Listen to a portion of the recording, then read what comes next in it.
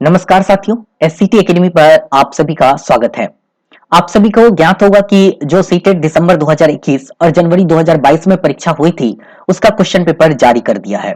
जी हाँ दोस्तों, आप एकदम सही सुन रहे हैं कि सीटेट दिसंबर 2021 और जनवरी 2022 में जो परीक्षा हुई है, उसका क्वेश्चन पेपर जारी कर दिया है। अगर आप अभी तक अपना क्वेश्चन पेपर डाउनलोड नहीं किए हैं, तो आप हमारे डिस्क्रिप्शन बॉक्स में चले जाइए, वहां पर लिंक दिया है, वहां आप लिंक पर क्लिक करके आप जो है अपना क्वेश्चन पेपर डाउनलोड कर सकते हैं अपना एप्लीकेशन नंबर और डेट ऑफ बर्थ डालकर।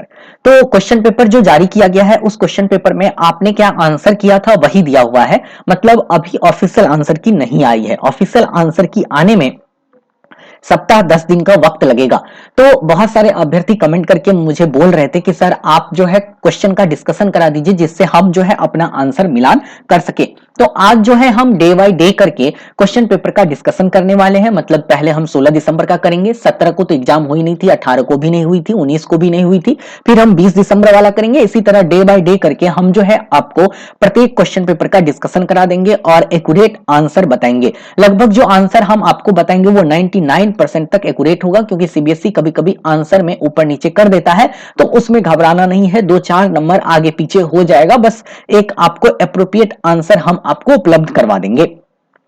तो हम यहां पर बात करेंगे आज 16 दिसंबर 2011 के पेपर 1 के बारे में, और शिफ्ट 1 में यह परीक्षा हुई थी, तो हम इसके बारे में सबसे पहले आज हम डिस्कशन करेंगे। एक एक क्वेश्चन का डिस्कशन करने वाले हैं। तो सबसे पहले सभी अभ्यर्थी जुड़ जाइए, और अगर कुछ अभ्यर्थी नहीं जुड़े हैं तो आप लिंक को शेयर करके बाकी अभ्यर्थी को भी जुड़ने के लिए आग्रह कर दीजिए। सभी अभ्यर्थी आ जाइए, हम तेजी से सभी क्वेश्चन का आंसर की देखेंगे। डिस्कशन ज्यादा डिटेल्स में नहीं करेंगे, सिर्फ आंसर करेंगे, क्योंकि अभी जो है मुख्य मकसद होना चाहिए कि आंसर हम मिलान करके एक सही उत्तर प्राप्त कर ले कि क्या हम आंसर किए हैं और हमें कितना प्राप्त हुआ है। ठीक है, अगर आप अभी तक क्वेश्चन पेपर डाउनलोड नहीं किए हैं तो नीचे चले जाइए, वहां पर क्वेश्चन पेपर दिया गया है। सॉरी, क्वेश्चन पेपर डाउनलोड करने का लिंक दिया गया है, आप लिंक पर क्लिक करके क्वेश्चन पेपर डाउनलोड कर सकते हैं। तो हम बढ़ते हैं 16 दिसंबर 2021 के पेपर 1 शिफ्ट 1 के क्वेश्चन पेपर की तरफ। तो बढ़ते हैं आगे की ओर। आ चुके हैं हम अपने क्वेश्चन पेपर पर, और देखिए यह जो एग्जाम है वो 16 दिसंबर 2021 को ली गई थी। शिफ्ट 1 में यानी 9:30 बजे से 12 बजे तक एग्जाम हुई थी। आज हम इसका क्वेश्चन पेपर डिस्कशन करने वाले हैं। तो आते हैं क्वेश्चन नंबर 1 की तरफ। जो अभ्यर्थी क्वेश्चन पेपर डाउनलोड कर चुके हैं, कृपया दूसरे मोबाइल में या लैपटॉप में खोल के रखें। मैं यहां पर बता रहा हूं, और आप अपना क्वेश्चन नंबर खोजेंगे कि यह क्वेश्चन नंबर किस जगह पर है।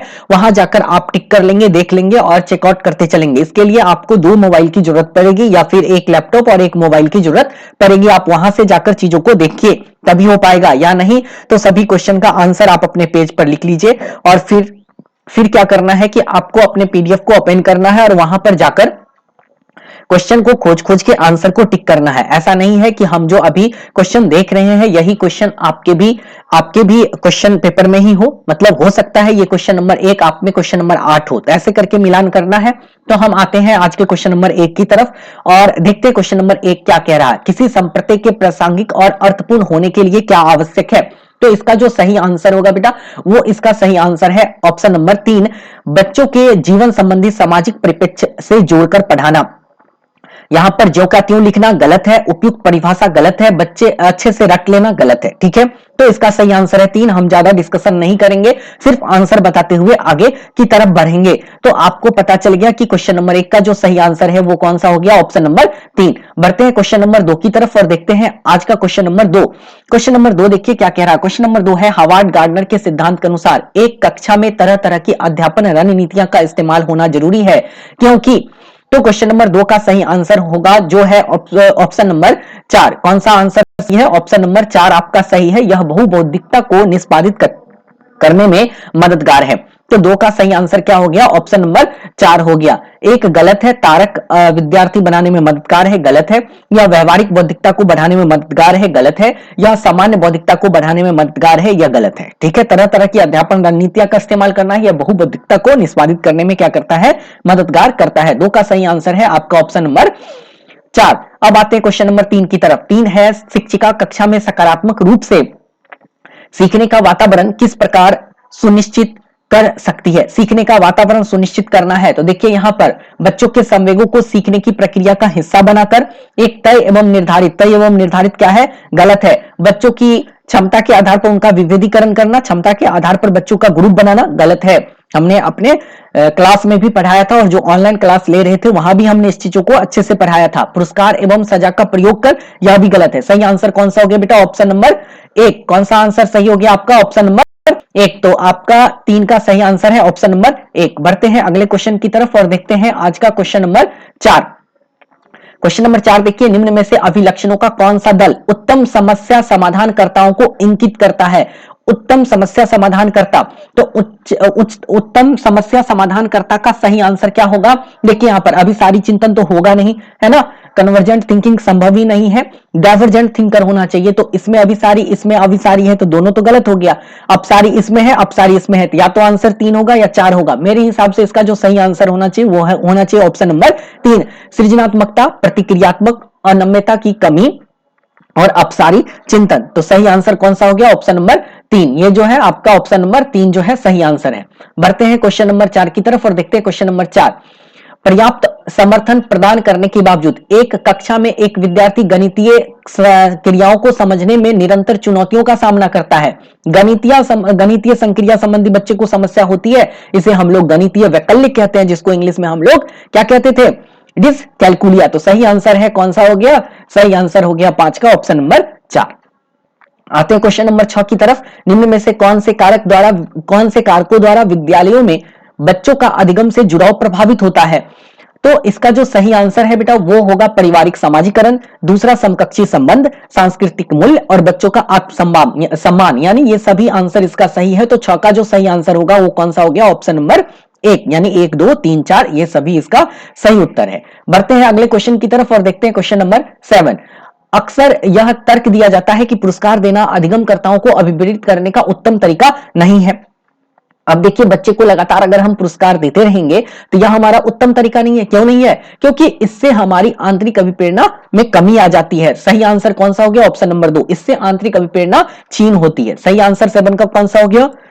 Option number 2। ये अभ्यर्थी भी ऑप्शन नंबर 2 दिया है। यहां पर ये सही आंसर नहीं है, ये बच्चे जो आंसर किए हैं ना वो आंसर लिखा हुआ, तो इधर ध्यान नहीं देना बेटा आपको, हम यहां पर जो बता रहे हैं उसको देखना है।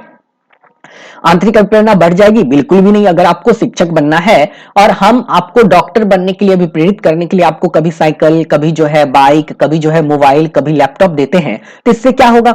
आपके अंदर तो शिक्षक बनने की आंतरिक अभिप्रेरणा है, लेकिन हम आपको बाह्य पुरस्कार दे देकर क्या करते हैं? उससे हम हटा रहे हैं, मतलब आपका आंतरिक अभिप्रेरणा को हम छीन कर रहे हैं। तो सही आंसर 7 का क्या होना चाहिए? 2 होना चाहिए। बढ़ते हैं क्वेश्चन नंबर 8 की तरफ। देखिए क्वेश्चन नंबर 8। एक विशिष्ट संप्रदाय को पढ़ाने हेतु एक अध्यापिका बच्चों को आधा हल किया हुआ उदाहरण देती है। हमने क्लास में भी काफी अच्छे तरीके से पढ़ाया था और ऑनलाइन क्लास में भी काफी अच्छे तरीके से बताया था। आधा हल किया हुआ जैसे ही उदाहरण देती है तो लेव वाइगोस्की के अनुसार इसे हम लोग इसके फोल्डिंग कहते हैं, यानी पार या ढांचा कहते हैं। 8 का सही आंसर कौन सा हो गया? Option number 4। हम सभी ऑप्शन को अभी डिस्कशन नहीं करेंगे, डिस्कशन करेंगे तो काफी लंबा वक्त लग जाएगा, सिर्फ हम अभी आपको आंसर ही उपलब्ध करवा रहे हैं। ठीक है, तो आप लोग सिर्फ आंसर मिलाइए और कमेंट करके बताइए कि आपको कितना आ गया है, आपने कितना स्कोर किया है। ठीक है बेटा, आगे बढ़ते हैं क्वेश्चन नंबर 9 की तरफ। देखते हैं निम्नलिखित में से कौन सा प्रश्न बच्चों को विवेचनात्मक चिंतन यानी क्रिटिकल थिंकिंग, हमने तो काफी अच्छे तरीके से इसके बारे में बता दिया था, विवेचनात्मक चिंतन, और पढ़ाया भी है इस चिंतन के बारे में। ठीक है, और अगर आप लोग नोट्स अभी देखेंगे पलट के, हमारा खासकर जो अभ्यर्थी हमसे नोट्स लिए थे वो समावेशी शिक्षा में इसको देखिएगा, दिया गया है, यहाँ वहां पर लिखा हुआ है। तो देखिए यहाँ पर जो इसका सही आंसर है वो क्या होना चाहिए? भारत के 10 राज्यों के नाम? बिल्कुल नहीं, इससे तो बच्चे का क्रिटिकल थिंकिंग बढ़ेगा ही नहीं। पहाड़ा लिखना गलत है। हाँ, दी गई कविता का सुस्मरण करके वाचन करो, मतलब याद करके उसको सुनाओ, गलत है। पता करो कि तटीय इलाके में रहने वाले लोग क्या खाते हैं, बच्चे पता करेंगे कि वो मछली खाते हैं, तो क्यों खाते हैं इसके बारे में अगर बच्चे बताएंगे तो इससे बच्चे का क्रिटिकल थिंकिंग बढ़ेगा। तो सही आंसर कौन सा हो गया? Option number 3। सही आंसर कौन सा हो गया? Option number 3। 9 का सही आंसर 3। मैं कमेंट किसी का नहीं देख रहा हूं, ठीक है, मैं आंसर कर रहा हूं, आंसर ही अभी करेंगे, बाकी आप लोग मिलाते चलिए। क्वेश्चन नंबर 10 आते हैं। क्वेश्चन नंबर 10 देखते हैं। एक छोटी बालिका प्रतीकात्मक खेल कर पाती है। देखिए प्रतीकात्मक खेल कर रही है बच्चे। प्रतीकात्मक खेल का मतलब क्या हुआ? बच्चे लकड़ी को मोबाइल बनाकर खेलते हैं, है ना। कुछ बच्चे डॉक्टर बन जाते हैं, कुछ बच्चे मम्मी बन जाती है, कुछ बच्चे पापा बन जाते हैं। काफी अच्छे तरीके से हमने ये चीज को पढ़ाया था है ना। ये प्याजे के संज्ञानात्मक विकास से क्वेश्चन आया है। तो अगर आप इसका आंसर देखेंगे यहीं से पता चल जाता है कि यह चीज हमने पूर्व संक्रियात्मक अवस्था में पढ़ा था। तो सही आंसर कौन सा हो गया, ऑप्शन नंबर 1। आते क्वेश्चन नंबर 11 की तरफ। देखिए, पुरुष सामान्यतः दिमाग से सोचते हैं और महिलाएं अपने हृदय से सोचती है। देखिए, यह तो डायरेक्ट आपका लिंग पक्षपात कर रहे हैं, लिंग रूढ़िबद्धता कर रहे हैं आप। तो सही आंसर कौन सा हो गया, एक, लैंगिक रूढ़िवाद। 11 का सही आंसर कौन सा हो गया बेटा, एक, लैंगिक रूढ़िवाद। स्थिरता विभेदीकरण नहीं होगा, दोनों लिंग के बीच अनुवांशिक भेद नहीं होगा। ठीक है, सही आंसर है एक। ये अभ्यर्थी भी सही किए हुए हैं। ठीक, आते हैं अगले क्वेश्चन की तरफ। कक्षा में परिचर्या के दौरान क्या एक शिक्षिका को विद्यार्थियों के गलत उत्तर सही करनी चाहिए? बताइए, क्या गलत उत्तर सही करना चाहिए? बिल्कुल नहीं करना चाहिए। अगर बच्चा गलत कर दिया है तो क्या तुरंत उसका उत्तर संशोधित कर देना चाहिए? नहीं, यानी हाँ लिखा हुआ है, हाँ बच्चों की त्रुटियों को तुरंत संशोधन करना चाहिए, गलत है, ये नहीं है। नहीं, हाँ एकदम सही है, यही बात सही है कि बच्चों को अभिव्यक्त करने के लिए प्रोत्साहित करना चाहिए बिना गलत होने के भय के। मतलब गलत उत्तर जो बच्चा दे रहा है, शिक्षिका को विद्यार्थियों के गलत उत्तर सही करना चाहिए? नहीं करना चाहिए। बच्चों को अभिव्यक्ति मतलब अपने बात को प्रस्तुत कीजिए, इसके लिए बच्चे को प्रोत्साहित करना है बिना गलत होने के भय के। मतलब बच्चों को यह भय नहीं होना चाहिए कि हम बोलेंगे तो कहीं गलत ना हो जाए, यह भय बच्चों में हमें नहीं लाना है। तो सही आंसर है ऑप्शन नंबर 2। 3 में है, बच्चे स्कूल में सही जानकारी प्राप्त करने के लिए आते हैं इसलिए उनके उत्तर को तुरंत सुधारना चाहिए, गलत है। गलत उत्तर हमेशा संज्ञानात्मक अस्पष्टता की कमी को दर्शाते हैं, यह भी गलत है। सही आंसर क्या हो गया, ऑप्शन नंबर 2। बढ़ते क्वेश्चन नंबर 13 की तरफ। लेव वाइगोस्की के अनुसार निम्न में से किसके लिए समीपस्थ विकास के क्षेत्र का इस्तेमाल करना चाहिए? समीपस्थ विकास के क्षेत्र हमने शुरू में बताया था, केवल वाला तो आंसर है नहीं, तो आंसर 2 और 4 होना चाहिए। तो 2 और 4 में से सही आंसर है ऑप्शन नंबर 4, प्रवाही बौद्धिकता की पहचान। ऑप्शन नंबर क्या हो गया, 4, प्रवाही बौद्धिकता की पहचान। समीपस्थ विकास का क्षेत्र क्या हो गया, ऑप्शन नंबर 4। ठीक है, कोई दिक्कत नहीं है, 4 होना चाहिए। यानी समीपस्थ विकास का क्षेत्र क्या क्या कहलाता है? बच्चे जितना जानते हैं वो और जो नहीं जानते वो, उसके बीच का अंतर ही समीपस्थ विकास का क्षेत्र कहलाता है। आते हैं अगले क्वेश्चन नंबर 14 की तरफ। देखते हैं क्वेश्चन नंबर 14 कह रहा है 1.5 से 2.5 साल के बच्चों की द्वारा अक्सर उच्चरित द्विशब्दीय ट्रू वर्ड्स उच्चारण को क्या कहते हैं? तो तार प्रसित वाचन, टेलीग्राफिक स्पीच कहते हैं। सही आंसर है 14 का ऑप्शन नंबर 2। इस स्टूडेंट का आंसर गलत है। बढ़ते हैं आगे क्वेश्चन की तरफ। क्वेश्चन नंबर 15 देखते हैं। क्वेश्चन नंबर 15 है, विकास का चरणीय सिद्धांत निम्नलिखित नियमों में से किस पर स्पष्ट रूप से जोर देता है? चरणीय मतलब विकास एक चरण में चलता है, मतलब क्या हुआ, विकास की निरंतरता, यानी कंटिन्यूटी हुआ, डेवलपमेंट ऑफ कंटिन्यूटी। तो सही आंसर है 15 का ऑप्शन नंबर 1। 2 गलत है, 3 गलत है और 4 भी गलत है। ठीक है, चरणीय सिद्धांत के बारे में बोल रहा है तो इसको हम लोग बोलेंगे विकास की निरंतरता। क्वेश्चन नंबर 16 आते हैं, वंचित और हाशिए पर स्थित समूहों की भाषा और संस्कृति को स्कूली पाठ्यक्रम में समावेशित करने के लिए एक अध्यापक क्या सुनिश्चित कर सकता है? अध्यापक क्या सुनिश्चित करेगा? अब बताइए इसका आंसर क्या होना चाहिए? शिक्षा में समानता, विशेषता सुविधा वंचित समूह के लिए व्यवसायिक शिक्षा, विशेषता सुविधा वंचित, ये तो गलत है। सिर्फ बोल रहा है कि उसी बच्चों को व्यवसायिक शिक्षा देंगे, गलत है। सुविधा वंचित बच्चों के प्रति सहानुभूति, यह भी गलत है। शिक्षा में समानता होनी चाहिए, मतलब क्या, हर एक की शिक्षा को हम समान रूप से ही प्रस्तुत करेंगे। और शिक्षा में सामान्यता, देखिए या तो आंसर इसका 1 सही या 3 सही है, लेकिन इसको जो है हम लोग ऑफिशियल आंसर की आएगा तो हम यहां पर क्लियर करेंगे। वैसे मेरे हिसाब से देखा जाए तो सही आंसर होना चाहिए 3। शिक्षा में समानता क्या होता है ना, कि सभी बच्चों को समान शिक्षा दे देना। हाँ, ये भी हो सकते हैं, या फिर इसका मतलब यह भी निकलता है कि सभी बच्चों के लिए शिक्षा समान रखना है, जो बच्चे जिस चीज को पढ़ना चाहते हैं हमें उसे पढ़ने देना है। तो इसका मतलब यह भी निकलता है। ठीक है, तो हम देखेंगे इसके ऑफिशियल आंसर की में, मेरे हिसाब से इसका सही आंसर 3 ही होना चाहिए। आगे बढ़ते हैं क्वेश्चन नंबर 17 की तरफ। एक समावेशी संस्था में एक सर्वबाधित विद्यार्थियों की शिक्षा हेतु निम्न में से कौन सी रणनीति प्रभावी नहीं होगी? देखिए यहां पर सर्वबाधित मतलब क्या हुआ, बच्चा सुन नहीं पाता है, प्रभावित नहीं होगी बोल रहा है, तो संप्रेषण हेतु मुख्यतः मौखिक माध्यम पर ही आश्रित रहना, ये तो गलत है। मौखिक माध्यम पर आश्रित रहेंगे तो यह बच्चा तो सुन तो पाता नहीं है, तो फिर आपकी बातों को सुनेगा कैसे? तो यही प्रभावी नहीं होगा, बाकी 1, 3, 4 प्रभावी होगा। सही आंसर हो गया 17 का ऑप्शन नंबर 2। बढ़ते क्वेश्चन नंबर 18 की तरफ। क्वेश्चन नंबर 18 देखते हैं। क्वेश्चन नंबर 18 कह रहा है, निम्नलिखित में से किस कक्षाई प्रक्रिया का विश्लेषण किसी अध्यापक के वंचित समूह के प्रति गठित गूढ़ पूर्वाग्रह को उजागर कर सकता है? कक्षाई प्रक्रिया का विश्लेषण किसी अध्यापक के वंचित समूह के प्रति गठित गूढ़ पूर्वाग्रह को उजागर करता है ना।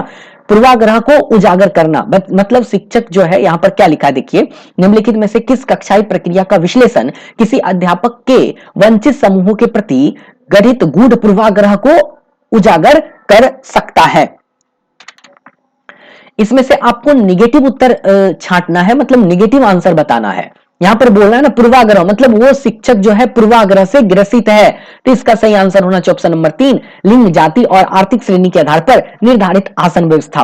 बाकी अध्यापक का निपुणता उन्मुखी अभिप्रेरणा शैली को प्रोत्साहित करना, बच्चों के शिक्षा प्रणाली को यंत्रवत पहलुओं का परीक्षण, प्रतिरोध और चुनौतियां देने के लिए प्रोत्साहित करना। यह तो गलत है, लेकिन बाकी ऑप्शन देखे तो ये सही माना जा सकता है। अधिगम कठिनता अनुभव करने वाले बच्चों के लिए यथोचित समायोजन करना सही है। तो लिंग, जाति, आर्थिक श्रेणी के आधार पर निर्धारित आसन व्यवस्था यह पूर्वाग्रह को क्या करता है, उजागर करता है कि शिक्षक जो है पूर्वाग्रह से क्या है, ग्रसित है। तो सही आंसर है 18 का 3। बढ़ते क्वेश्चन नंबर 19 की तरफ। क्या एक शिक्षक को कक्षा में एक सत्ताधारी व्यक्ति के रूप में देखा जाना चाहिए? बिल्कुल नहीं देखा जाना चाहिए। इसका उत्तर तो नहीं होना चाहिए जिसे कोई चुनौती ना दे सके, नहीं तो ऑप्शन नंबर 2 में है और 4 में है।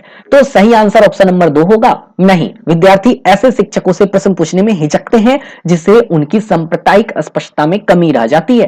क्या मतलब है? क्वेश्चन कह रहा है कि अगर शिक्षक ही कक्षा में सब कुछ डिसाइड करेंगे, शिक्षक स्ट्रिक्ट है, बच्चे अगर कुछ गलत करते हैं तो शिक्षक मारते हैं, डांटते हैं, तो ऐसे बच्चे हिचकेंगे ना प्रश्न पूछने के लिए, और उसकी जो कम्युनिकेशन स्किल है उसमें हमेशा कमी रह जाएगा। सही आंसर है 2, 4 नहीं होगा। आते हैं क्वेश्चन नंबर 20 की तरफ। 20 देखते हैं। कक्षा में सृजनात्मकता को बढ़ावा देना है। हमने अपने नोट्स में भी ये बात लिखा हुआ था और क्लास में भी कई बार बोला था, ऑफलाइन और ऑनलाइन दोनों बैच में हमने बताया था। इसका सही आंसर क्या है? मौलिक खोज और सोच को बढ़ावा देने। सही आंसर है ऑप्शन नंबर 2। आते हैं क्वेश्चन नंबर 21 की तरफ और देखते हैं क्वेश्चन नंबर 21। ठीक है बेटा, जीन प्याजे के अनुसार पूर्व संक्रियात्मक चरण में बच्चे में से क्या कर पाते हैं? पूर्व संक्रियात्मक की बात है तो अभी जस्ट देखिए क्वेश्चन रिपीट है, मतलब हमने ऊपर ही देखा था प्रतीकात्मक खेल, प्रतिलोमिक चिंतन, ये बच्चे किसमें जाके करते हैं? मूर्त में। अनुक्रमिक वर्गीकरण मूर्त में और संरक्षण मूर्त में। सही आंसर किसका कौन सा हो गया? Option number 2। क्वेश्चन नंबर 22 आते हैं। निम्नलिखित में से कौन सी अभिवृत्ति एक प्रगतिशील कक्षीय माहौल के अनुसार है? प्रगतिशील कक्षीय माहौल। प्रगतिशील शिक्षा का क्या मतलब हुआ? प्रगतिशील शिक्षा का मतलब होता है कि बच्चे खुद ही निर्णय करे कोई काम को करने के लिए। वो क्या करना चाहते हैं, कैसे करना चाहता है, यह बच्चा ही निर्णय करेगा। तो अध्यापक द्वारा बाह्य अनुशासन एक तो गलत है। निर्णय निर्धारण में बच्चों की सहभागिता, हाँ एकदम सही आंसर है। विद्यार्थियों की व्यक्तिगत भिन्नताओं को ध्यान रखना, यह भी सही है। भयमुक्त अधिगम वातावरण की संरचना, यह भी सही है। लेकिन प्रगतिशील कक्षीय माहौल बोल रहा है जहां पर बच्चा खुद ही सब कुछ डिसाइड करता है, खुद ही निर्णय करता है कि हमें कोई चीज कैसे सीखना है और कैसे आगे बढ़ना है। वैसे तो आंसर देखा जाए 2, 3, 4 भी सही है, लेकिन सबसे सही आंसर मेरे अनुसार से ऑप्शन नंबर 2 जाता है, इसलिए इसका सही आंसर ऑप्शन नंबर 2। वैसे ऑफिशियल आंसर की में देखना पड़ेगा या आएगा तो देखेंगे वहां पर कि इसका आंसर क्या दिया। वैसे 99.99% सही आंसर है ऑप्शन नंबर 2। क्वेश्चन नंबर 23 देखते हैं। निम्नलिखित में से कौन सा कथन बच्चों के विकास की प्रक्रिया के बारे में सही है? बच्चों के विकास के बारे में यह केवल व्यक्ति, केवल तो आंसर होगा नहीं, केवल आंसर होगा नहीं। क्या विकास की प्रक्रिया एक दिशीय होती है? बिल्कुल। यूनिडायरेक्शनल होता है? बिल्कुल भी नहीं, ये तो गलत है। मल्टी डायरेक्शनल होता है। हमारा विकास विभिन्न चरणों में, विभिन्न पक्षों में, अलग अलग दिशाओं में भी होता है ना। हम में सामाजिक विकास भी होती है, हमें मानसिक विकास भी होता है, हमें भाषिक विकास भी होता है। तो एक दिशीय है नहीं, एक ही दिशा में तो हमारा विकास नहीं चलता। कभी हमारा विकास नकारात्मक होता है तो कभी हमारा विकास सकारात्मक होता है। हाँ, विकास की प्रक्रिया में सांस्कृतिक विविधताएं होती है, ये इसका सही आंसर है। तो 23 का सही आंसर कौन सा हो गया? Option number 3। क्वेश्चन नंबर 24 की तरफ बढ़ते हैं। यह महत्वपूर्ण है कि कोई अध्यापक बच्चों को बुद्धि लब्धि के आधार पर स्थिर समूहों में पृथक ना करे। क्योंकि बुद्धि लब्धि के आधार पर हमें पृथक नहीं करना है, मतलब अलग अलग नहीं करना है। क्यों नहीं करना है? क्योंकि इसका सही आंसर होगा 3, बुद्धि लब्धि संकल्पना अस्थायी नहीं है और यह बच्चों को चिन्हित करने के लिए जिम्मेदार हो सकती है। ये चीज एकदम सही है। बुद्धि लब्धि संकल्पना अस्थायी नहीं है। जो बच्चे आज कमजोर है, कल के डेट में वह बच्चे तेज भी हो सकते हैं, है ना। औसत है तो वो अगर मेहनत करेंगे तो आगे बढ़ेंगे। एक गलत है, 2 गलत है, 3 भी गलत है। ठीक है, तो बुद्धिलब्धि संकल्पना अस्थायी नहीं है और यह बच्चों को चिन्हित करने के लिए जिम्मेदार हो सकती है। अगर आप चिन्हित करते हैं तो यह काम क्या कर रहे हैं, गलत कर रहे हैं। आते क्वेश्चन नंबर 25 की तरफ, देखते हैं 25। शिक्षिका के विद्यार्थियों की खासकर सुविधा वंचित वर्ग के सफलता एवं असफलता के बारे में विचार अक्सर उनके सीखने और अभिप्रेरणा को प्रभावित करते हैं। इस संदर्भ में निम्न में से कौन सा कथन सही है? कथन सही है बोल रहा है, शिक्षक को बच्चों को प्रतिस्पर्धा करने व दूसरे से बेहतर, गलत है, ये तो प्रोत्साहित नहीं करना है ना। शिक्षक की अपेक्षाएं बच्चों को सीखने को बेहद प्रभावित करती है, यह इसका सही आंसर होना चाहिए। लेकिन हम एक बार 3 और 4 भी देख लेते हैं। शिक्षक को ऐसे बच्चों को हर हाल में असफलता से बचने के लिए, ये बात तो गलत है। शिक्षक को कक्षा में बच्चों की स्वायत्ता पर काबू रखना चाहिए। बच्चे की स्वायत्ता मतलब बच्चे अगर अपने मन से कुछ कर रहे हैं तो उस पर हम काबू रखें, बिल्कुल भी नहीं रखे। 4 भी गलत है। सही आंसर क्या हो गया 25 का? ऑप्शन नंबर 2 हो गया। ठीक है बेटा, 25 का सही आंसर 2। आते हैं क्वेश्चन नंबर 26 की तरफ और देखते हैं क्वेश्चन नंबर 26। एक कक्षा में बच्चों की असफलता के भय को दूर करना क्यों जरूरी है? बच्चे में असफलता का भय है, बच्चे को यह लगता है कि हम असफल हो जाएंगे, इसे दूर करना क्यों जरूरी है बताइए। देखिए, विद्यालय बच्चों को भावात्मक जीवन की जिम्मेदारी नहीं ले सकता, गलत है। एक कक्षा में अध्यापक बच्चों के भय को संभाल नहीं सकता, गलत है। असफलता और त्रुटियां बच्चे के अधिगम का स्वाभाविक हिस्सा है, हमने कई बार पढ़ाया और नोट्स में भी है। बच्चे कैसे सोचते और सीखते हैं उस वाले चैप्टर में हमने पढ़ाया था। 3 इसका सही आंसर है। 4 भय का एहसास करने वाले बच्चे विकासात्मक रूप से विफल होते हैं, यह बात तो गलत है, ऐसा नहीं है। असफलता और त्रुटियां बच्चे के अधिगम का स्वाभाविक हिस्सा है। बच्चे की असफलता के भय को दूर करना क्यों जरूरी है? तो बच्चे को हम ऐसे बता सकते हैं कि बेटा असफल होने का भय नहीं रखना है। असफलता और आप जो गलतियां करते हैं ना, या आपके अधिगम का हिस्सा है। हर कोई इंसान असफल होता है, हर कोई इंसान अपने जीवन में त्रुटियां करता है, चाहे सचिन तेंदुलकर हो, चाहे अब्दुल कलाम साहब हो, हर कोई करता है। तो ये चीज को लेकर आपको डरना नहीं है। तो सही आंसर है 3, असफलता और त्रुटियां बच्चे के अधिगम का स्वाभाविक हिस्सा है। आते क्वेश्चन नंबर 27 की तरफ। एक संरचनात्मक कक्षा में बच्चों की संज्ञानात्मक सहभागिता को किस प्रकार सुसाधित किया जा सकता है? पॉजिटिव आंसर खोजना है। बच्चों के वार्तालाप द्वारा, एकदम सही है, एक तो होगा आंसर। 1 है 2 में और 3 में।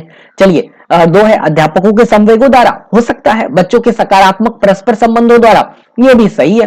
3 भी सही है। तो 1 और 3 किसमें है? बाह्य रूप से अधिरोपित अनुशासन द्वारा। 4 तो गलत है, तो 1 गलत हो गया, 2 गलत हो गया। सही आंसर 3 है, जिसमें 1, 2 और 3 तीनों सही है। बच्चों के वार्तालाप द्वारा भी हम उसके संज्ञानात्मक सहभागिता को सुसाधित कर सकते हैं और अध्यापक के संवेगों द्वारा भी, मतलब हमें बच्चों के साथ नॉर्मल व्यवहार करना है, स्नेहपूर्वक व्यवहार करना है, मित्रवत व्यवहार करना है, ये हमारा संवेग है। अगर हम डांट के करेंगे तो फिर बच्चों में प्रॉब्लम आएगी, बच्चों का संज्ञानात्मक विकास सही तरीके से नहीं हो पाएगा, बच्चे डरेंगे।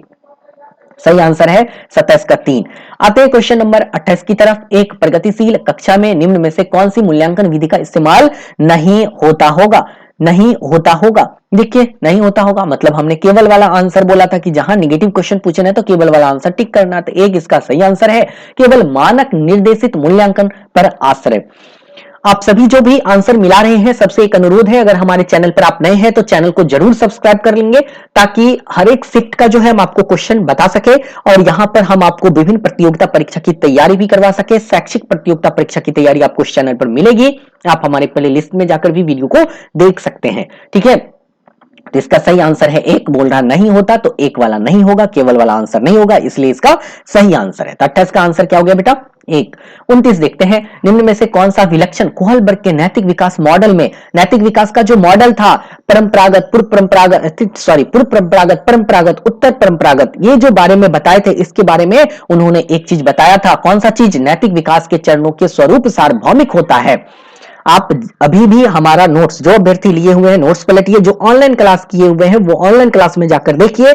जैसे ही हमने नैतिक विकास का मॉडल खत्म किया, वहां पर 3 पॉइंट लिखाया था, जिसमें एक पॉइंट ये भी था कि नैतिक विकास के चरणों का स्वरूप सार्वभौमिक होता है, और बाद में चलकर इनका क्रिटिसाइज भी हुआ था, है ना। तो ये इसका सही आंसर है। तो 29 का सही आंसर है 2। नैतिक विकास मुक्त संस्कृति मूल्यों पर निर्भर है, ऐसा तो हमने यहां पर पढ़ा भी नहीं। सांस्कृतिक मूल्य तो हम वाइगोत्स्की के सिद्धांत में पढ़ते हैं, है ना। तो 3 तो गलत है और 1 भी गलत है, 4 भी गलत है। सही आंसर मेरे हिसाब से ऑप्शन नंबर 2 होगा। आते हैं क्वेश्चन नंबर 30 की तरफ और देखते हैं क्वेश्चन नंबर 30। बच्चों की असफलता अक्सर विद्यालय की असफलता है, निम्न में से कौन सा कथन वाक्य का समर्थन करता है? मतलब बच्चे असफल हो गए तो विद्यालय असफल हो गया, इसका क्या मतलब हुआ? देखिए इसका सही आंसर है बच्चे इसलिए असफल होते हैं क्योंकि विद्यालय बच्चों को सीखने की विविध गतियों का संज्ञान नहीं करते। सही आंसर है 4। बच्चे क्यों असफल होते हैं? क्योंकि विद्यालय उसके उसके गतियों का संज्ञान नहीं करता है। मतलब बच्चे, मान लिया जाए कि हमें विज्ञान पढ़ना है और स्कूल में विज्ञान विषय पढ़ाने वाले कोई शिक्षक नहीं है, तो इसका मतलब क्या हुआ? हम असफल हो जाएंगे क्योंकि हमें इंटरेस्ट नहीं है। जबरदस्ती जो है हमें उर्दू पढ़ना पड़ता है, जबरदस्ती हमें एसएसटी पढ़ना पड़ता है, तो असफल होंगे। तो 30 का सही आंसर हो गया 4।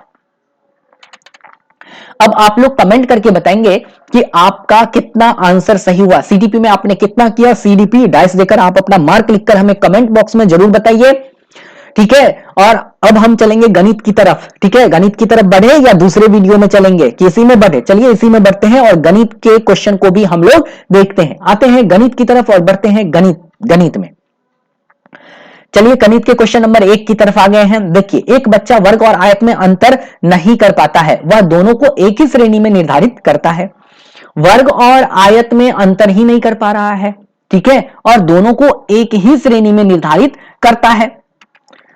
हमने आपको वेन हीले के सिद्धांत में इस चीज को पढ़ाया था और पूछ रहा है वही कि बच्चा वर्ग और आयत में अंतर नहीं कर पाता, और हमने YouTube पर भी इसका वीडियो डाला था। आप चले जाइए प्लेलिस्ट में, वहां मैथ पेडागोजी के सेक्शन में आपको मिल जाएगा।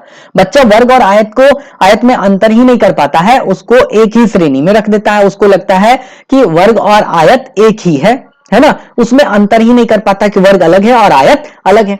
देखिए, तो वैन हीले के ज्यामिति तर्क के सिद्धांत के अनुसार छात्र किस चरण पर है? तो 2 तो इसका आंसर है नहीं। दृश्यकरण, विजुलाइजेशन होता है, जहां बच्चे चीजों को विजुलाइज करते हैं देखकर। जैसे ये दरवाजा की तरह दिखता है, यह जो है रोटी की तरह दिखता है, तो यहां पर वो कर ही नहीं पा रहा। तो वर्ग और आयत में अंतर नहीं कर पाता है, तो इसका आंसर मेरे हिसाब से होना चाहिए एक, विश्लेषण स्तर पर बच्चा है। अभिगृतीय में तो बच्चा अंतर कर पाता है, ये वर्ग है, ये आयत है, उसकी परिभाषाएं भी देने लगता है, तर्क भी देने लगता है। और यहां पर बच्चा चौथा स्तर पर बच्चा क्या करता है? उसके नियम कानून को भी, यानी प्रूफ को भी अच्छे तरीके से दे पाता है, ठीक है।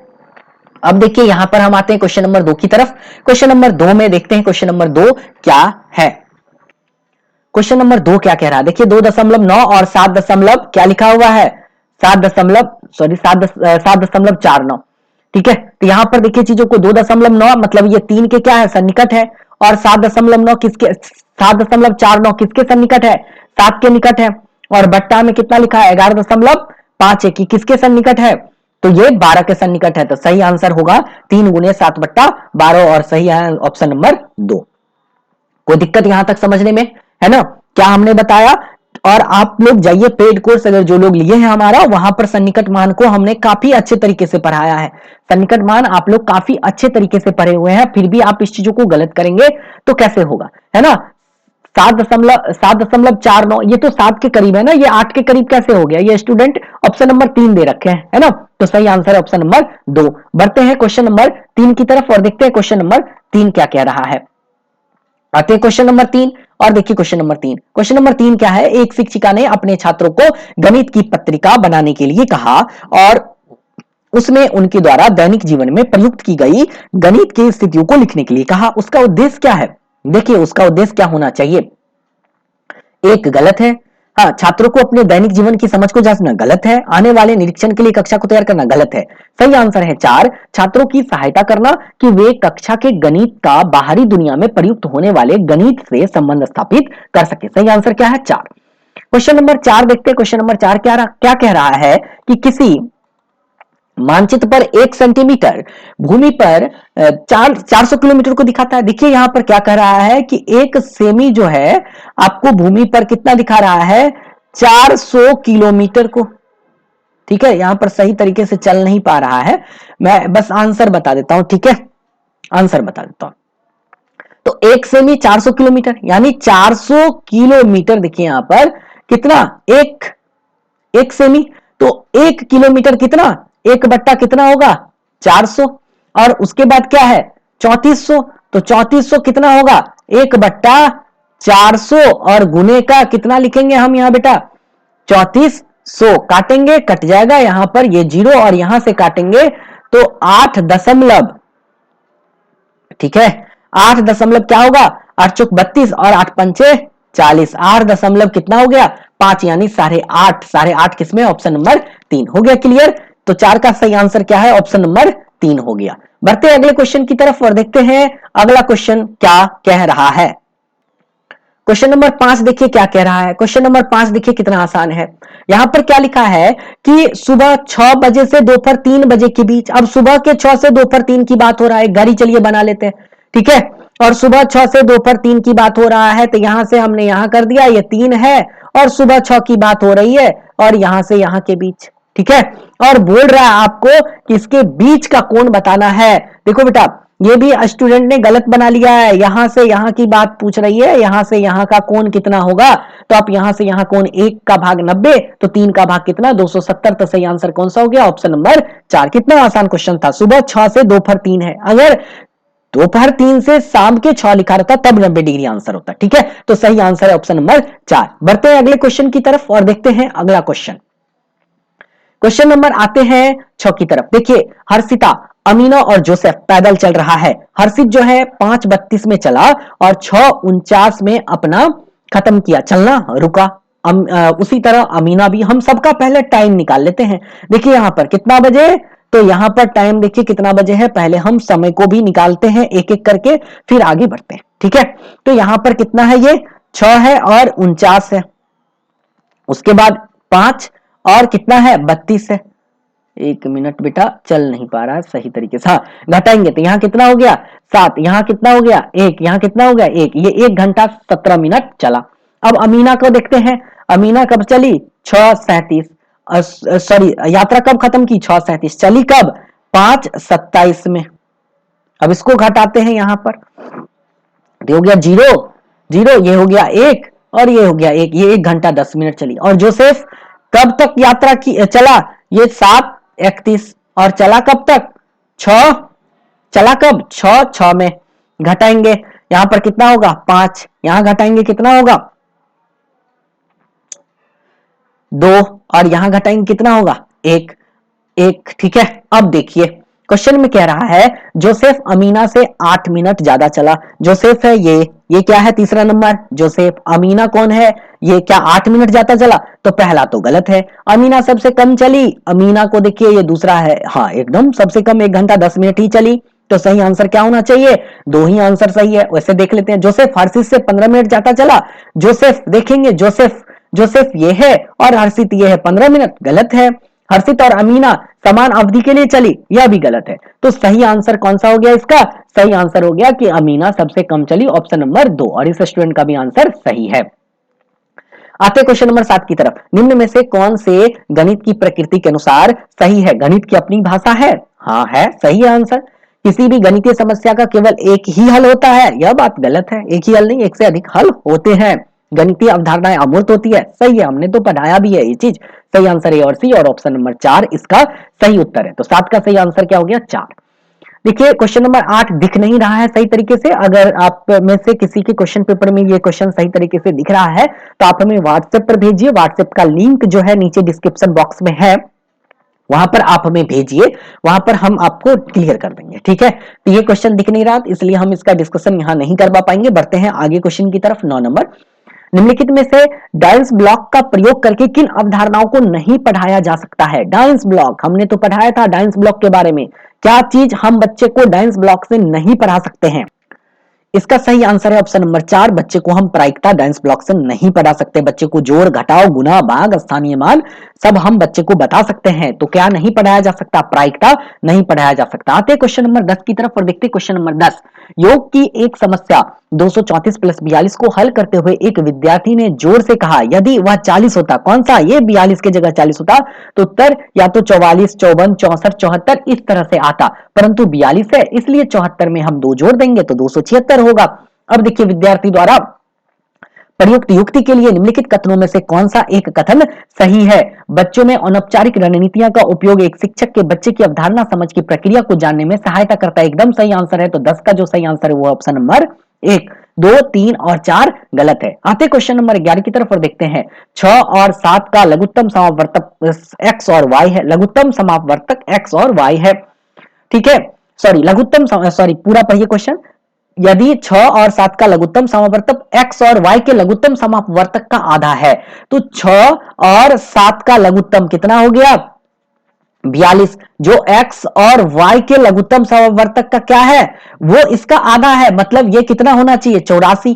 है ना, तभी नहीं ये इसका आधा हुआ, आधा है। x का मान दे रखा है 12, तो y का मान पूछ रहा है कि कितना होगा, और y का मान जब आपको निकालना है तो 12 सत्ते कितना, 84। तो सही आंसर कौन सा हो गया बेटा, सही आंसर हो गया ऑप्शन नंबर, इसका कौन सा हो गया, ऑप्शन नंबर आपका हो गया 2। ठीक है, बढ़ते क्वेश्चन नंबर 12 की तरफ। निम्नलिखित में से क्या योगात्मक मूल्यांकन की विशेषता नहीं है या छात्रों को सामर्थ्य और कमजोरियों का निदान करने पर केंद्रित है।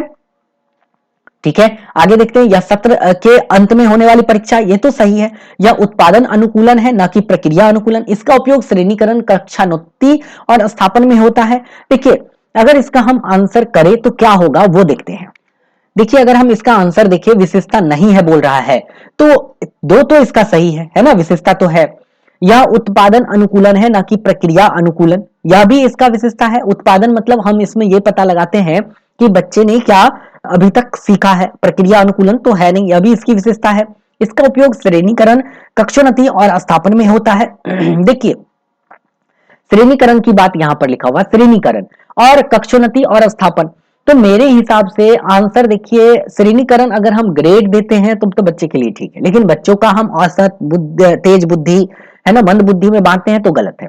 ठीक है, और एक है, यह छात्रों के सामर्थ्य और कमजोरियों का निदान करने पर केंद्रित है, तो यह हम मुख्य रूप से योगात्मक में तो करते नहीं है, ज्यादातर हम मुख्य रूप से करते हैं यह आपका फॉर्मेटिव असेसमेंट में, यानी योगात्मक में होता नहीं है, रचनात्मक में होता है, लेकिन हम योगात्मक में भी इसको लेकर चलेंगे। तो आंसर मेरे हिसाब से थोड़ा कंफ्यूजन वाला है, एक और चार में से कोई होगा। वैसे अगर इसका आंसर देखा जाए तो मेरे अनुसार से इसका उपयोग श्रेणीकरण, कक्षोन्नति और स्थापन में होता है। यहाँ पर श्रेणीकरण जब इंग्लिश वर्जन थोड़ा रहता तो और ज्यादा क्लियर समझ में आता। श्रेणीकरण मतलब बच्चे का श्रेणी बांटना, ये औसत है, ये कमजोर है, ये करना, ये चीज करने के लिए हम ये नहीं करते हैं। तो सही आंसर मेरे हिसाब से 4 होना चाहिए। वैसे इसका ऑफिशियल आंसर किया जाएगा तो और भी क्लियर होगा। आगे क्वेश्चन देखते हैं। आगे क्वेश्चन है कि कुछ छात्रों में भागफल और शेषफल के साथ उलझन है, मतलब भ्रांति है। छात्रों को इस प्रकार की उलझन दूर करने के लिए निम्न में से कौन सा नीति उपयुक्त है। मूर्त पदार्थों का प्रयोग किया जाए और छात्रों को कहा जाए कि इनमें भिन्न प्रकार के समूह बनाए और समूह की संख्या और समूह के बाहर की वस्तुओं का निरीक्षण करें। ठीक है, अभ्यास करने के लिए कहें, गलत है। परिभाषा लिखना, गलत है। श्याम पट पर विभाजन, गलत है। सही आंसर है इसका 1 नंबर। 13 का सही आंसर क्या है बेटा, 1। आते क्वेश्चन नंबर 14 की तरफ। निम्न में से कौन सा क्रम प्राकृत संख्या का योग सिखाने की शुरुआत के लिए उपयुक्त होगा। शुरुआत के लिए उपयुक्त होगा यानी बच्चे को पहले हमें क्या सिखाना है और अंत में क्या सिखाना है। तो अंत में बच्चे को हमें चिन्ह से प्रदर्शित करना सिखाना है, तो लास्ट में तो बी होगा। तो लास्ट में बी है ऑप्शन नंबर इसमें, और ऑप्शन नंबर 3 में, 1 में और 3 में, इसी दोनों में से कोई आंसर है। और सबसे पहले हमें बच्चे को क्या सिखाना है, तो सबसे पहले हमें बच्चे को अनुभव प्रदान करना है। बच्चे जब अनुभव करवाना है, बच्चे को अनुभव करवाना है मूर्त पदार्थों से, प्रासंगिक स्थिति द्वारा एक अनुभव प्रदान करना। और सी में बोल रहा है स्थिति को मौखिक रूप से समझाना, और उसके बाद अनुभव प्रदान करने के बाद हम बच्चे को मौखिक रूप से समझाएंगे और फिर हम उसको चित्रों के माध्यम से करेंगे, लास्ट में निरूपित करेंगे। तो सही आंसर है मेरे हिसाब से ऑप्शन नंबर 3। बढ़ते क्वेश्चन नंबर 15 की तरफ। गणित केवल अंक गणित नहीं है, निम्नलिखित में से कौन सा कथन दिए गए संदर्भ में सबसे उपयुक्त है। मेरे हिसाब से इसका जो सही आंसर है वो है 2 नंबर। गणितीय पाठचर्या में गणित के क्षेत्र जैसे आकार, दिक्, स्थान संबंधित समझ, मापन, आंकड़ों का प्रबंधन को आवश्यक रूप से स्थान दिया जाए। 1 गलत है और 3 भी गलत है और 4 भी गलत है। क्वेश्चन नंबर 16 देखते हैं। क्वेश्चन नंबर 16 कह रहा है निम्नलिखित में से कौन सा गणित पढ़ाने का सर्वाधिक वांछनीय गुण है। वांछनीय मतलब एक पॉजिटिव आंसर इसमें से चुनना है। तो सही आंसर है मेरे हिसाब से ऑप्शन नंबर 2, अर्थपूर्ण और चुनौतीपूर्ण प्रश्नों का निर्माण करना और उनको छात्रों के सामने रखना। आते क्वेश्चन नंबर 17 की तरफ। एक आयत जिसकी भुजाएं केवल प्राकृत संख्या में, प्राकृत संख्या किसको बोलते हैं, गिनती की वह संख्या जो 1 से शुरू होकर अनंत जानती है, 1 2 3 4 5 6 7 8 अनंत तक जाती है, प्राकृत संख्या कहलाती है। क्षेत्रफल दे रखा है, परिमाप नहीं हो सकता, परिमाप निम्न में से क्या नहीं हो सकता है। अब आप यहां पर चीजों को समझिए, क्वेश्चन को बनाना हम शुरू करते हैं और आप समझिएगा। एक है आपका क्षेत्रफल, तो क्षेत्रफल लंबाई गुने चौड़ाई, तो 24 किसका किसका गुणन हो सकता है, तो 2 गुने किसका हो सकता है, 2 गुने 12। ठीक है, और 3 गुने क्या हो सकता है, 8 हो सकता है, और 4 गुने क्या हो सकता है, 6 हो सकता है। इसके अलावा तो और कोई नहीं हो सकता। अब देखिए लंबाई चौड़ाई आपको अगर पता चल चुका है तो परिमाप निकालने की बात करें तो परिमाप होता है 2 इंटू लंबाई प्लस चौड़ाई, तो इसको जोड़ेंगे तो कितना होगा 12 दूनी 14 और 14 गुने 2 बराबर कितना 28। ये तो परिमाप होगा ही होगा। अब 3 गुने 8 पहले इस दोनों को जोड़ेंगे परिमाप निकालने के लिए, लंबाई प्लस चौड़ाई गुने 2, तो इस दोनों को जोड़ेंगे 11 गुने 2 22 हो गया। तो यहां पर दोनों को जोड़ेंगे तो क्या हो गया, यहां पर 11 और गुने का कितना 2, तो कितना हो गया 22। तो 22 वाला भी आंसर क्या है परिमाप होगा। और इसके आगे कौन सा है 6 गुने 4, तो 6 गुने 4 कितना हो गया 6 गुने 4 हो गया, सॉरी 6 प्लस 4 कितना हो गया 10, और 10 को 2 से गुना करेंगे क्योंकि परिमाप होता है लंबाई प्लस चौड़ाई गुने 2। तो इसका हो गया 20। हम डिटेल्स में बताएंगे, पुनः इसका एक्सप्लेनेशन करेंगे बाद में, अभी सिर्फ आंसर बता रहे हैं। तो 20 भी होगा, तो कौन सा नहीं होगा, तो 1 नंबर नहीं होगा, इसलिए इसका सही आंसर हो गया। तो कौन सा आंसर सही हो गया इसका 17 का जो सही आंसर है वो हो गया आपका ऑप्शन नंबर 1। बढ़ते हैं आगे क्वेश्चन की तरफ। 18 नंबर क्वेश्चन लिखिएगा, गुणन की अवधारणा का परिचय देते हुए सुश्री नीतू कक्षा 2 की अध्यापिका ने शाब्दिक समस्याओं से प्रारंभ किया। जैसे कि एक परिवार के 4 सदस्य हैं और यदि प्रत्येक सदस्य को दोपहर के खाने में 3 रोटी की आवश्यकता होती है तो कुल कितनी रोटी की आवश्यकता होती है। अवधारणा का परिचय के लिए इस प्रकार की शाब्दिक समस्याओं का क्या उद्देश्य होगा, तो इसका सही आंसर है 3, वास्तविक जीवन की परिस्थितियों का गणितीय समस्याओं से समायोजन करने में सामर्थ्य को विकसित करना, बच्चों का संचालन कौशल वृद्धि करना। गलत है, केवल वाला तो आंसर होगा नहीं, गणित और भाषा की कक्षाओं का समाकलन करना। ठीक है, देखिए 1 मिनट जरा इसका आंसर एक बार मैं पुनः देखता हूं। क्वेश्चन क्या कह रहा है कि गुणन की अवधारणाओं का परिचय देते हुए सुश्री नेतू कक्षा 2 की अध्यापिका ने शाब्दिक समस्या से प्रारंभ किया। जैसे कि एक परिवार के 4 सदस्य हैं और प्रत्येक सदस्य को दोपहर के खाने में 3 रोटी की आवश्यकता है, कुल कितनी रोटी चाहिए। वास्तविक जीवन की परिस्थितियों का गणितीय समस्याओं से समायोजन करने में सामर्थ्य को विकसित करना, यह आंसर तो नहीं होना चाहिए। गणित और भाषा की कक्षाओं का समाकलन करना चाहिए। 3 ही सही है, 18 का 3 ही आंसर लेकर चलेंगे, ज्यादा सही और सटीक आंसर 3 है, तो 18 का आंसर होगा 3। आगे देखते हैं क्वेश्चन नंबर 19। एनसीएफ 2005 हमने काफी अच्छे तरीके से पढ़ाया था। उत्कृष्ट गणितीय शिक्षा का क्या मतलब होता है, तो इसका सही आंसर है 2, सभी विद्यार्थी गणित सीख सके और सभी विद्यार्थियों को गणित सीखने की जरूरत है। अनुत्तीर्ण ना हो, गलत है। ओलंपियाड वाला गलत है। शिक्षा विद्यार्थियों को विभिन्न कैरियर का विकल्प मुहैया करवाए, गणित की शिक्षा विद्यार्थियों को विभिन्न कैरियर की विकल्प मुहैया करवाए। इससे ज्यादा सही आंसर मेरा 2 लग रहा है, सभी विद्यार्थी गणित सीख सके और सभी विद्यार्थियों को गणित सीखने की जरूरत भी है क्योंकि हमारे दैनिक जीवन में गणित का उपयोग होता है। प्रत्येक संख्या के अंकों को पहचान करके अगली संख्या बताइए। देखिए एक रीजनिंग का प्रश्न है, रीजनिंग की तरह ये क्वेश्चन पूछा हुआ है। अब इसको हम कैसे बनाएंगे, हमने तो अपने अगर जो हमारा टेस्ट सीरीज लिए हैं उन टेस्ट सीरीज में देखिएगा रीजनिंग का भी प्रश्न हमने गणित में डाला है। ठीक है बेटा, आप देखेंगे मैंने काफी सोच समझ के काफी रिसर्च करके क्वेश्चन पेपर तैयार किया था जो हमारा टेस्ट सीरीज चल रहा था, और देखिए आपके एग्जाम में भी पूछ ही दिया है। तो पहचानना है और अगली संख्या बताना है। देखिए यहां पर 910 और 821, फिर क्या है 732, फिर क्या है 643। जब आप देखेंगे ना तो सब में 89 कम होते हुए जा रहा है। 910 में से 89 हटाएंगे, मतलब 89 घटाएंगे तो आएगा 821, 821 में से 89 घटाएंगे तो आएगा 732, 732 में से 89 यानी 89 घटाएंगे तो आएगा 643, 643 में से 89 घटाएंगे तो क्या आएगा, तो आएगा हमारा 554। तो सही आंसर कौन सा हो गया 554। आते हैं क्वेश्चन नंबर 21 की तरफ। सिराज अपनी रसोई में सेबों को इस प्रकार व्यवस्थित करता है कि उसने पहली पंक्ति में 11 जोड़े सेब, दूसरी पंक्ति में 22 जोड़े सेब, तीसरी पंक्ति में 33 जोड़े सेब रखे हैं। तो सिराज के पास रसोई में कुल कितने सेब है। देखिए यहां पर क्वेश्चन है, पहली पंक्ति में 11 जोड़े, तो पहला पंक्ति में कितना सेब रखा है इसने सिराज 11 जोड़े, मतलब 11 दूना 22 सेब इसने रखा। दूसरी पंक्ति में 22 दूना कितना 44 सेब रखा, और तीसरी पंक्ति में कितना 66 सेब रखा। सबको जोड़ देना 6 4 10 और 2 कितना 12 है ना, तो 12 है। 6 4 10 2 12 और 6 4 10 और 2 12 और 12 और यहां पर एक हासिल और, तो कितना हुआ 13। देखिए इसका सही आंसर है 132 और 132 किसमें है ऑप्शन नंबर 2 में। देखिए कितना आसान क्वेश्चन गलत करके आ गया। ये जो भी हो स्टूडेंट, यहाँ 1 नंबर ऑप्शन 66 रखा हुआ।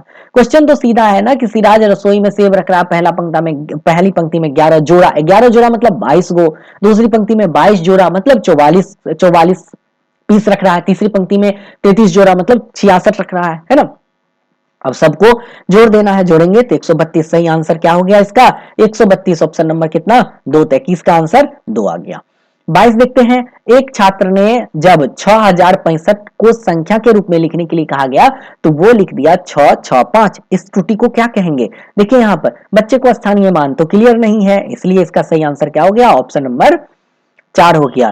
संख्या का समझ गलत है, गणन सूचक क्रम सूचक गलत है, या संक्रियात्मक त्रुटि है? नहीं, स्थानीय मान की अवधारणा गलत नहीं है, इसके पास समझ नहीं है स्थानीय मान। 6000 पहले 6000 लिखता फिर 65 दोनों को जोड़ता। सही आंसर है 4। क्वेश्चन नंबर है 23। जया पहली कक्षा में पढ़ रही है, शिक्षिका ने उसे कुछ चित्र कार्ड दिए, घड़ी की एक बैटरी, संतरा, आइसक्रीम कोन, मोमबत्ती, किताब और एक स्टील का गिलास। शिक्षिका ने जया को एक जैसी आकृति वाली वस्तु उठाने को कहा। उसने उठाया घड़ी की बैटरी, मोमबत्ती और स्टील का गिलास।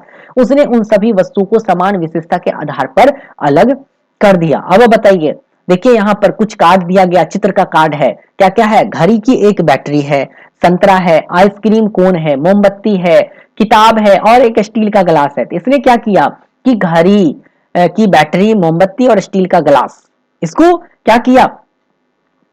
उठा लिया और बाकी चीज को छोड़ दिया। तो क्या क्या छोड़ दिया? संतरा छोड़ दिया, आइसक्रीम कोन को छोड़ दिया और किताब को छोड़ दिया। तो देखिए क्या किया? वस्तु की ऊंचाई के अनुसार बिल्कुल नहीं, वस्तु के भार के अनुसार बिल्कुल नहीं, गोलाकार वस्तु है। देखिए यहां पर क्या गोलाकार वस्तु को उठाया है? तो बैटरी गोलाकार है, संतरा गोलाकार है और उसने क्या क्या उठाया? मोमबत्ती उठाया, ठीक है, और स्टील का गिलास उठाया। देखिए यहां पर तो इसने क्या उठाया? गोलाकार वस्तु है या बेलनाकार वस्तु है? सही आंसर है बेलनाकार वस्तु है, क्योंकि घड़ी का बैटरी बेलनाकार है, मोमबत्ती बेलनाकार है, स्टील का गिलास बेलनाकार है, बाकी बेलनाकार नहीं है। संतरा तो गोलाकार है, आइसक्रीम जो है शंकु आकार का है, किताब जो है आयताकार या घनाभ के आकार का कह सकते हैं। ठीक है, तो सही आंसर है 23 का 4। आते हैं क्वेश्चन नंबर 24 की तरफ। स्कूल की एनएसएस इकाई ने प्रत्येक जरूरतमंद बच्चों को 3/4 किलोग्राम चीनी देने का फैसला किया। एक प्रायोजक ने उन्हें इस काम के लिए 281/2 किलोग्राम चीनी मिली। कितने बच्चों को यह चीनी बांटी जा सकती है? देखिए क्या लिखा है कि स्कूल की एनएसएस इकाई ने प्रत्येक जरूरतमंद बच्चों को 3/4 किलोग्राम चीनी देना है। मतलब एक बच्चे को 3/4 किलोग्राम क्या देना है? चीनी देना है। मतलब 750 ग्राम होगा। जब आप इसको काटेंगे तो 1000 से गुना कर दीजिए तो अपने आप निकल जाएगा।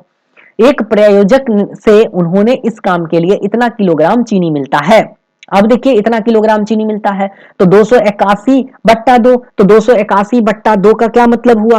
तो 281 जैसे ही आप 2 करेंगे तो आपके पास आएगा 140.5 किलो चीनी मिल रहा है। आपको पता चल गया कि 140.5 किलो चीनी मिल रहा है और इसको आप बांट रहे हैं 3/4 किलोग्राम कर करके। तो आप यहां पर देखिए बनाना पड़ेगा क्या बेटा? बना देता हूं, चलो चलो कोई बात नहीं है, बना देता हूं। ठीक है, बनाता हूं। 3/4 किलोग्राम यहां पर लिखा हुआ है ना, 3/4 कितना ग्राम हो गया? 750 ग्राम। ठीक है, 750 ग्राम हो गया ना। और उसके बाद जब यहां पर लिखा हुआ है आपका 281, 1 मिनट, 281/2 किलो, इसको हम करेंगे तो आएगा हमारे पास 140 दशमलव कितना 5 आएगा। इसको भी हम ग्राम में कन्वर्ट कर लेंगे। तो जैसे ही ग्राम में बनाएंगे तो हमारे पास कितना आएगा? 140500, क्योंकि हम इसको ग्राम में बनाएंगे तो किससे गुना करेंगे? किससे गुना करेंगे बेटा? 1000 से गुना करेंगे। 1000 से गुना करेंगे तो इतना आएगा। और इसको हम भाग देंगे किससे? 750 तो आप भाग देकर निकालिएगा। ठीक है, यहां पर क्वेश्चन एक थोड़ा सा मिसप्रिंट है। देखिए यहां पर क्या है क्वेश्चन, ये जो आप लिखा हुआ है ना, ये 28.1/2 है। 28.1/2 है, मतलब 28.5 किलो चीनी मिल रहा है। तो 28.5 किलो चीनी जब मिल रहा है तो 28.5 किलो का क्या मतलब हुआ? 28 केजी 500 ग्राम। 28 केजी 500 ग्राम, मतलब अगर हम इसको ग्राम में कन्वर्ट करेंगे तो इतना हमारे पास होगा। और एक बच्चे को 750 देते हैं और जब हम इसको आपस में भाग देंगे तो हमारे पास टोटल 38 बच्चा आएगा। कितना बच्चा आएगा? 38। आप भाग देकर देख लीजिएगा। क्वेश्चन यहाँ पर हिंदी वाले में मिसप्रिंट है। अगर क्वेश्चन गलत होगा तो बोनस अंक मिलेगा। इसी तरह से अगर क्वेश्चन वहां भी होगा तो बोनस मिलेगा। अगर नहीं तो वहां पर अगर क्वेश्चन सही होगा तो आपका अगर गलत टिक किए हैं तो आंसर गलत हो जाएगा। तो सही आंसर क्या है? 38। क्या है? 38 है। ठीक है, आगे बढ़ते हैं क्वेश्चन नंबर 25 की तरफ। पूर्णांकों के संबंध में कौन सा अथवा कौन से कथन सत्य है या है? कथन पहला बोल रहा है दो संख्याओं का गुणनफल सदैव संख्याओं के बराबर या उससे अधिक होता है। पूर्णांकों के बारे में कौन सा कथन? तो पहला सदैव के बारे में बोल रहा है। तो देखिए दो संख्या का गुणनफल सदैव संख्याओं के बराबर या उससे अधिक होता है। सदैव तो बराबर नहीं होता, तो अ कथन तो गलत हो गया। और हमारा कथन क्या है? असत्य है, और यही ऑप्शन नंबर 1 में ही है। बाकी तो किसी में असत्य नहीं है। पहले बहुत चेक करना है, इसमें भी असत्य है। दो संख्या का जोड़ सदैव संख्याओं के बराबर या उससे अधिक होता है, यह भी असत्य हो गया। दो संख्या का जोड़ सदैव संख्या के बराबर ही होगा। 5 + 5 जोड़ेंगे क्या संख्या के बराबर होगा? बिल्कुल नहीं होगा। 5 + 5 5 होगा? नहीं होगा। तो और वो दोनों कथन क्या है? असत्य है। और तो असत्य है। पूर्णांक का मतलब क्या हुआ? पूर्णांक का मतलब हुआ कि -1 और +1। देखिए यहां पर पूर्णांक का मतलब माइनस से लेकर प्लस तक। एक बार मैं थोड़ा सा हिंट्स देकर समझा देता हूं। चलो कोई बात नहीं। पूर्णांक संख्या किसको कहते हैं? जो माइनस इंफिनिटी से शुरू होता है और कहां तक हम इसको बढ़ा के ले चलते हैं? प्लस इंफिनिटी तक। यानी -1 है, 0 है, 1 है, 2 है, ये सब पूर्णांक संख्या है। तो -1 और +1 को जोड़ेंगे तब तो 0 होगा कि नहीं होगा? होगा ना? होगा। लेकिन बोल रहा है कि गुणनफल करेंगे तो सदैव संख्या के बराबर होगा। बिल्कुल नहीं होगा। सदैव तो होगा ही नहीं। पूर्णांक तो 2 भी है, पूर्णांक तो 3 भी है, गुणनफल कहां हुआ? देखिए यहां पर संख्या गुणन बराबर है, नहीं है। दोनों कथन सही है। इसका सही आंसर हो गया ऑप्शन नंबर 4। एक इसका आंसर सही नहीं है। ऑप्शन नंबर इसका सही क्या हो गया? ऑप्शन नंबर जो इसका सही है वो है ऑप्शन नंबर 4। चलिए आते हैं क्वेश्चन नंबर 26 की तरफ और देखते हैं। निम्नलिखित कथनों पर विचार करना है, किन में से कौन सा कथन सही है? सभी अभाज्य संख्या विषम संख्या होती है? पहला कथन तो गलत हो गया, है ना। सभी अभाज्य विषम नहीं होती, चूंकि 2 एक अभाज्य संख्या और वह एक सम संख्या है। एक अंक वाली केवल 5 अभाज्य संख्या है। अब चेक कीजिए, एक अंक वाली केवल 5 ही अभाज्य संख्या है, तो आप दिखाई लिख कर चेक कीजिए। एक अंक वाली क्या केवल 5 ही अभाज्य संख्या है? तो चेक करते हैं। एक हो गया 2, एक हो गया 3, एक हो गया 5, एक हो गया 7 और 9 तो अभाज्य संख्या है ही नहीं, तो ये तो 4 ही है। तो हमारा कथन 2 भी क्या हो गया? गलत हो गया। एक तो गलत था ही और अब 2 भी गलत हो गया। 3 देखते हैं। अभाज्य संख्या अपरिमित रूप से अनेक है। हाँ ये तो अनेक है। 3 कथन सही है। तो एक किस किस में वो चेक कीजिए। एक इसमें भी है, एक इसमें भी है। सॉरी ये तो नहीं है, ये इसमें एक नहीं है बेटा। एक और एक, 2 है इसमें, तो 2 कट गया। 2 इसमें भी है, तो ये तीनों तो कट ही गया। तो एक ही ऑप्शन बच रहा है ना, 4। तो 4 अभाज्य संख्या के केवल 2 गुणनखंड होते हैं, एकदम सही है। तो सही आंसर इसका क्या है? 4। चिल्ला चिल्ला कर हमने क्लास में भी पढ़ाया था, ऑनलाइन क्लास में भी पढ़ाया था, फिर भी देखिए इस स्टूडेंट का आंसर कितना इजीली गलत करके आ गए। आंसर 2 टिक करके आए हैं। 2 इसका आंसर कैसे होगा बेटा? 2 होगा ही नहीं। एक अंक वाली केवल 5 अवश्य संख्या है। 2, 3, 5, 7, बस 7 के बाद 8, 9, 10 तो कोई है ही नहीं। एक अंक वाली तो 4 ही अवश्य संख्या हुई ना, तो 2 तो गलत हो गया। तो 26 का आंसर क्या हो गया? 26 का आंसर हो गया ऑप्शन नंबर 4। 27 800 मीटर की दौड़ में अनूप पहले 100 मीटर पूरे करने में 14 सेकंड लगते हैं। अगले 100 मीटर करने में पिछले से 2 सेकंड ज्यादा यानी 16 सेकंड, और अगले 100 मीटर पूरे करने में पिछले से 2 सेकंड ज्यादा यानी अब कितना? 18 सेकंड। यह प्रक्रिया समाप्त होने पर अनूप को दौड़ पूरा करने में कितना समय लगेगा? देखिए क्वेश्चन को निकालना पड़ेगा। बिना निकाले इस क्वेश्चन, 1 मिनट बेटा, बिना निकाले इस क्वेश्चन को जो है आप बना नहीं सकते हैं। पहला 100 मीटर 14 सेकंड। देखिए पहला 100, इसी तरह से एक और 100, फिर एक और 100, फिर एक और 100, फिर एक और 100। कितना बार? 1, 2, 3, 4, 5, 6, 7 और 8 बार हमने लिख दिया। पहला में उसको कितना लगता है? पहला देखिए, पहला में 14 सेकंड और इसके बाद हर एक में ज्यादा लगता है। तो इसमें कितना? 16, इसमें कितना? 18, इसमें कितना? 20, इसमें कितना? 22, इसमें कितना? 24, इसमें कितना? 26 और इसमें कितना? 28। देखिए 1, 2, 3, 4, 5, 6, 7, 8 और इस सब सेकंड को आपको क्या करना है? यहां पर जोड़ना है। तो जब आप इस सब को जोड़ेंगे तो आप देखेंगे कितना आता है? 14 प्लस का 16, उसके बाद कितना है? प्लस का 18, फिर 20, फिर 22, फिर 24, फिर 26, फिर 28। जब सबको जोड़ेंगे तो आपके पास आएगा 168 सेकंड। कितना आएगा? 168 सेकंड आएगा। 168 सेकंड हुआ तो कितना हुआ? 2 मिनट हुआ। 60 से भाग देंगे कितना? 2 मिनट हुआ। तो 2 मिनट और 48 सेकंड होगा। तो सही आंसर 2 मिनट 48 सेकंड जो है वो है आपका ऑप्शन नंबर 3 में। तो सही आंसर क्या हो गया? 27 का ऑप्शन नंबर 3। बढ़ते क्वेश्चन नंबर 28 की तरफ। 28 देखिएगा, रिंकी के पास जलेबी की 3 थाली है, थाली अ, थाली ब, थाली स। थाली अ में केवल 1 जलेबी, थाली ब में 5 जलेबी और थाली स में 3 जलेबी है। वह 3 थालियों में बराबर जलेबियां रखना चाहती है, निम्नलिखित में से कौन सा कथन सही है? ठीक है, 3 है, थाली अ में, थाली ब में, थाली स। थाली अ में 1 जलेबी, थाली ब में 5 जलेबी, थाली स में 3 जलेबी। वह 3 थालियों में बराबर जलेबी रखना चाहती है, इनमें से कौन सा कथन सही है? थाली ब और थाली स में एक एक जलेबी उठाकर थाली अ में रखना। देखिए अब यहां पर निकालना पड़ेगा, ऐसे बिना देखे या पढ़े चीज नहीं बन सकती ये सवाल। अब देखिए थाली अ है, यहां पर हम बना रहे हैं, चीजों को समझिएगा। अ है, ब है, स है। अ में 1 जलेबी है, ब में 5 जलेबी है और स में 3 जलेबी है। तो देखिए क्या बोल रहा है कि थाली अ और थाली ब और थाली स, इसमें से अगर एक एक जलेबी उठा देंगे तो यहां तो 4 हो जाएगा, यहां 2 हो जाएगा, तो पहला कथन गलत हो गया।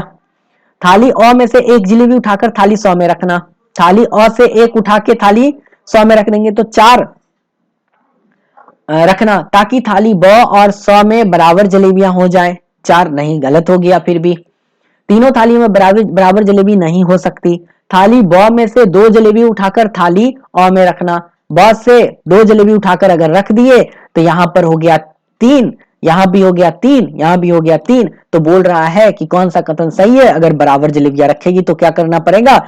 उसको करना पड़ेगा थाली ब में से 2 जलेबी उठाकर थाली अ में रखना। अब आते हैं क्वेश्चन नंबर 29। एक बच्चे द्वारा 5 विषमों में प्राप्त संख्याओं का माध्य 74 है। उनमें से 3 विषयों में 70, 75, 80 अंक प्राप्त किए, तो उन बच्चों द्वारा बाकी 2 विषय में प्राप्त अंकों का माध्य कितना है? देखिए यहां माध्य वाला क्वेश्चन पूछ दिया। हमने औसत का क्वेश्चन तो अच्छे तरीके से पढ़ाया है, नहीं पढ़ाया है? पढ़ाया है ना। देखिए आते हैं, यहां पर क्या है? औसत माध्य। 5 विषय की बात हो रही है ना, तो पहला कितना है? 70, फिर कितना है? 75, फिर कितना है? 80। ठीक है, और एक मालूम ही नहीं है, दूसरा भी हमें क्या है? मालूम नहीं है, एक्स वाई कर दिए। टोटल कितना है? 5 विषय है। तो 5 विषयों में प्राप्त अंकों का माध्य कितना है? देखिए यहां पर 74 नहीं है, 74 है। तो गुना करेंगे तो कितना होगा? डायरेक्ट हम आंसर की तरफ आते हैं, ज्यादा परेशानी नहीं, इस तीनों को जोड़ते हैं, 70, 75 और 80 का। जब आप 70, 75 और 80 को जोड़ेंगे तो आपके पास आएगा कितना? 225 प्लस का x प्लस का y बराबर का, इधर आप करेंगे तो 74 और गुने 5, ये कोना कोनी गुना हो जाएगा, तो कितना होगा? 74 गुने 5, 370 हो जाएगा। 370 हो गया। अब इसमें से इसको घटाएंगे तो x प्लस वाई बराबर 370 में से घटाना है, किसको घटाना है? 225 को। तो 370 में से जैसे ही 225 घटाएंगे तो आपके पास कितना आएगा? 145 आएगा। माध्य निकालना है तो 2 है, तो इसको 2 से हम भाग दे देंगे। तो जैसे ही हम इसको 2 से भाग देंगे तो हमारे पास आएगा 72.5, और सही आंसर 72.5 किसमें है? ऑप्शन नंबर 2 में। कितना आसान क्वेश्चन है, हमने पेपर 1 में भी आप लोग को इस तरह का क्वेश्चन टेस्ट सीरीज में करवाया है। अभी भी आप हमारा टेस्ट सीरीज देख सकते हैं, उसमें दिया गया है। जबकि बहुत सारे अभ्यर्थी, बहुत सारे कोचिंग संस्थान हमारा क्रिटिसाइज किए थे कि औसत तो बच्चों को पढ़ना ही नहीं है, मैथ तो बच्चे को पढ़ना ही नहीं है, आप उसे क्यों पढ़ा रहे हैं पेपर 1 में? देखिए यहाँ पर पेपर 1 में क्वेश्चन पूछा है ना, तब तो सही आंसर क्या हो गया? सही आंसर हो गया ऑप्शन नंबर 2। दृश्यकरण और प्रदर्शन प्राथमिक स्तर पर शिक्षण में सुनिश्चित की जाने वाली महत्वपूर्ण प्रक्रिया है, क्योंकि प्राथमिक स्तर पर केवल यही कौशल सिखाए जाने चाहिए। ये शिक्षक के काम को आसान बनाते हैं। गणित में अधिगम के मूल्यांकन का यही एक तरीका है। उच्च गणित में बीजगणित और ज्यामिति को पढ़ाने के लिए ये निहितार्थ है। तो मेरे हिसाब से ये ज्यादा निगेटिव 1, 3 और 4 है, ज्यादा पॉजिटिव आंसर ऑप्शन नंबर 2 ही लग रहा है, इसलिए सही आंसर मेरे हिसाब से ऑप्शन नंबर 2 ही होगा। ठीक है, प्राथमिक स्तर पर इसके अलावा भी और भी प्रक्रिया है चीजों को सिखाने के लिए, है ना। तो ये है नहीं, 3 है नहीं, 4 है नहीं, तो 2 इसका सही आंसर है। हमने मैथ पूरा कर लिया और आप लोग कमेंट करके बताएंगे आपका 30 में से कितने मैथ आए हैं। ठीक है, मैथ में कितने आए हैं? ठीक है बेटा। और बाकी जो आपका ईवीएस हिंदी और संस्कृत बचता है या इंग्लिश बचता है, इसका वीडियो जो है दूसरे सर आपको उपलब्ध करवा देंगे। तब तक आप इतना मिलाइए, अगले जो हमारा वीडियो होगा वो होगा सीडीपी और मैथ्स के लिए 20 दिसंबर का। 20 दिसंबर का क्वेश्चन अभी तक मेरे पास है नहीं। अगर आप में से किन्हीं अभ्यर्थी के पास 20 दिसंबर का प्रश्न है तो नीचे लिंक पर क्लिक करके आप नीचे वाले डिस्क्रिप्शन बॉक्स में हमारा व्हाट्सएप नंबर है, वहां पर व्हाट्सएप नंबर के लिंक पर क्लिक करके आप हमें 20 दिसंबर का क्वेश्चन भेजिए, फिर हम आपको 60 क्वेश्चन का कंप्लीट एक्सप्लेनेशन देंगे सीडीपी और मैथ्स। बाकी का 90 क्वेश्चन दूसरे सर आपको उपलब्ध करा देंगे, इसी चैनल पर उपलब्ध करा देंगे। अगर आप हमारे चैनल पर अब तक नए हैं तो चैनल को सब्सक्राइब कर लीजिए, ठीक है। और अगर आपको यह सेशन पसंद आया है तो वीडियो को लाइक जरूर कर दीजिए, दोस्तों के बीच शेयर भी कर दीजिए ताकि सभी के पास इसका आंसर पहुंच सके। उम्मीद करते हैं आपको यह वीडियो पसंद आया होगा। तब तक के लिए आप सभी का बहुत बहुत धन्यवाद। मिलते हैं फिर अगले वीडियो में जो 20 दिसंबर पेपर 1 की होगी। पहले हम पेपर 1 कर लेंगे, फिर अंत में हम पेपर 2 को भी देखेंगे एक तरफ से, क्योंकि बहुत सारे सीरीज हैं, बारी बारी से सभी सीरीजों को करना है। अगर देखा जाए तो 10 दिन में आंसर की भी आ जाएगा। 10 दिन मतलब 5 दिन में हमें सभी सीरीज का उत्तर आपको हम अपने चैनल पर उपलब्ध करवा देंगे। एक बार पुनः आप सभी का बहुत बहुत धन्यवाद।